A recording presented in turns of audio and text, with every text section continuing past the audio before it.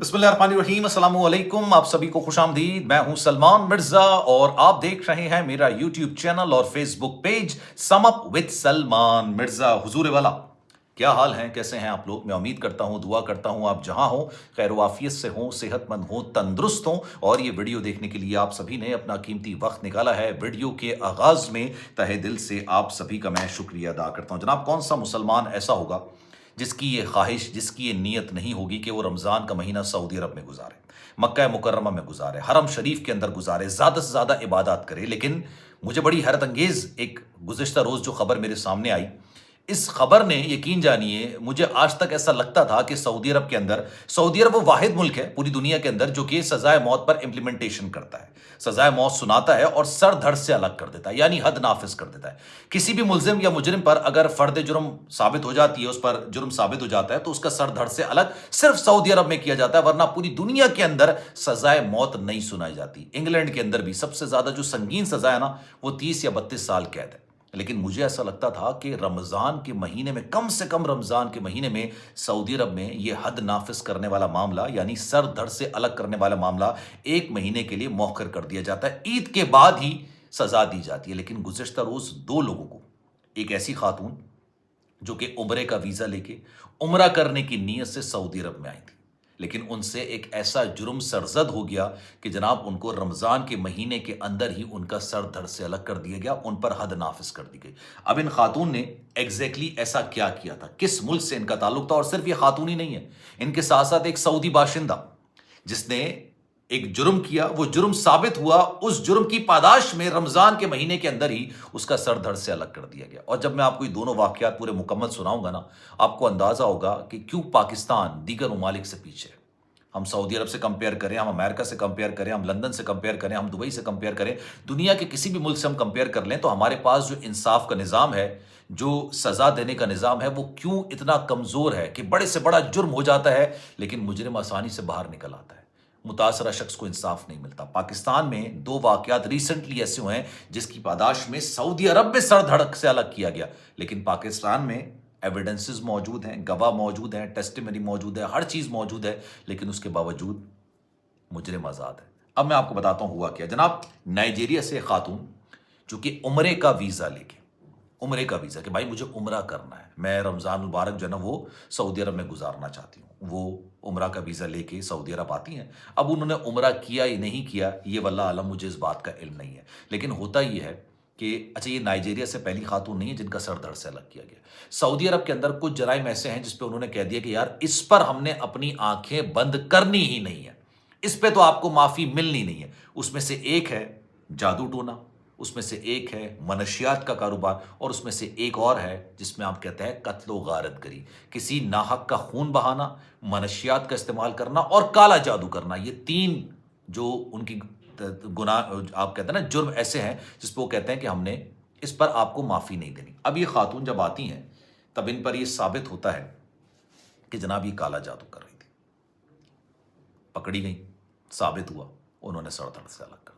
इनके एनआईसी पर, एनआईसी कह रहा हूँ, जो पासपोर्ट पर जो नाम लिखा था उसको सीगा राज में रखा गया। जिस वेबसाइट से मैंने खबर निकाली उसमें उनका बाकायदा पासपोर्ट, उनकी तस्वीर लगी थी, लेकिन बाकायदा नाम और तस्वीर को उन्होंने ब्लर कर दिया था, उनकी शनाख्त को छुपाया गया था।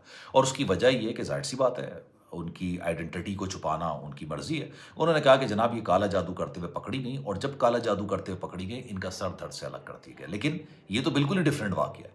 ये तो सऊदी बाशिंदा थी नहीं ना, ये सऊदी अरब में आई थी, और उम्रे का वीज़ा तो पूरी दुनिया में हर कोई हासिल कर सकता है। आपका मुसलमान होना ज़रूरी है, बस आप उम्रे का वीज़ा ले सकते हैं। अच्छा, एक और सऊदी बाशिंदा, इसने क्या किया था जनाब? इसने ये किया था कि जैसे सऊदी अरब के अंदर पाकिस्तान से, बांग्लादेश से, भारत से, पूरी दुनिया से, मतलब लोग अकामा लेके मेहनत मजदूरी करने के लिए जाते हैं, अपने बच्चों का पेट पालने के लिए, रिस्क हलाल कमाने के लिए सऊदी अरब जाते हैं। इस सऊदी बाशिंदे ने क्या किया, एक ऐसे ही शख्स को जो कि मेहनत मजदूरी करने के लिए आया था, ना सिर्फ उसको मारा पीटा, उसको कत्ल कर दिया, उसको कत्ल किया, मारा पीट के उसको कत्ल कर दिया। और यहां भी उसने अपने गुस्से को बस नहीं होने दिया। मतलब इतनी नफरत, इतना उसके अंदर बुग़्ज़ था उस बंदे के लिए कि उसने इसकी लाश को जला दिया। पकड़ा गया, केस चला, کیس چلنے کے بعد جرم ثابت ہوا، جرم ثابت ہونے کے بعد اپر کورٹ کے اندر گیا، سزا تو اس کو سنا دی تھی حد نافذ کرنے کی، پھر اپر کورٹ میں گیا، پھر ایوان شاہی کے اندر گیا، جو شاہی بادشاہ ہیں وہاں پہ ان کے پاس بھی جاتا ہے، وہ بھی ظاہر سی بات ہے اس چیز کو ختم نہیں کرتے ہیں۔ اگر کسی سپریم کورٹ نے فیصلہ سنایا، نچلی کورٹ نے فیصلہ سنایا، تو وہ بھی اس کو برقرار رکھتے ہیں، کیونکہ ان کو پتہ ہے ایک نظام ہے، اس نظام کے تحت ہی سعودی عرب کو چلنا ہے۔ تو جناب انہوں نے بھی اس پھانسی کو کہا کہ جناب یہ معافی نہیں ملے گی، اور اس کو پھانسی پر، پھانسی مطلب ان سینس کہ فرد جرم اس پہ جو حد ہے وہ نافذ کر دی جائے اور اس کا سر دھڑ سے الگ کر دیا۔ جناب اس کا سر دھڑ سے الگ کر دیا گیا۔ اب میں آپ کو ایک مثال دیتا ہوں، پاکستان کے اندر ارمغان کا کیس آپ کے سامنے ہے، جس طرح سے مصطفیٰ کو مارا پیٹا، اس کو تو زندہ جلا دیا۔ ایک بندہ اعتراف جرم کر رہا ہے، اس کے گواہ موجود ہے، ثبوت موجود ہے، ملزم کی فیملی موجود ہے، ٹھیک ہے، جو متاثرہ شخص ہے اس کی فیملی موجود ہے، لیکن اس کے باوجود یہ معاملہ ادھر ادھر چلے جا رہا ہے۔ ایک واقعہ پنجاب میں پیش آیا تھا، ایک خاتون کا اس کے بچے کے سامنے، بیٹے کے سامنے، 2-2.5 سال کے بیٹے کے سامنے اس کی ماں کا سر دھڑ سے الگ کیا گیا، اور کرنے والی کوئی اور نہیں بلکہ اس کی اپنی ساس تھی، اس کی اپنی ننند تھی۔ کیا ہوا اس کیس کا؟ کچھ نہیں پتا، کسی کو کچھ نہیں پتا بھائی کہ اس کیس کا کیا ہوا۔ مطلب آپ یہ سوچئے، ہمارا نظام انصاف اور ان کا نظام انصاف زمین آسمان کا فرق ہے، زمین آسمان کا۔ پتہ ہے سعودی عرب کو پوری دنیا کے اندر یہ سزائے موت نہیں سنائی جاتی، امپلیمنٹیشن تو دور کی بات ہے، جب سنائی نہیں جاتی تو امپلیمنٹیشن کیسے ہوگی؟ سعودی عرب پر بھی کافی زیادہ دباؤ تھا کہ آپ یہ حد نافذ کرنے والا معاملہ، آپ یہ جو سر دھڑ سے الگ کرنے والا معاملہ ہے، اس کو ختم کریں، لیکن انہوں نے ختم نہیں کیا۔ انہوں نے کہا ٹھیک ہے، آپ کو جو بولنا ہے بولنا ہے، ہمارا ایک نظام انصاف ہے، ہم تو اسی طرح سے چلیں گے۔ اور یہ وجہ ہے کہ آج وہاں پر جرم کرنے سے پہلے نا کوئی سوچتا ہے 2 دفعہ، مطلب 100 دفعہ سوچے گا وہ کرنے سے پہلے۔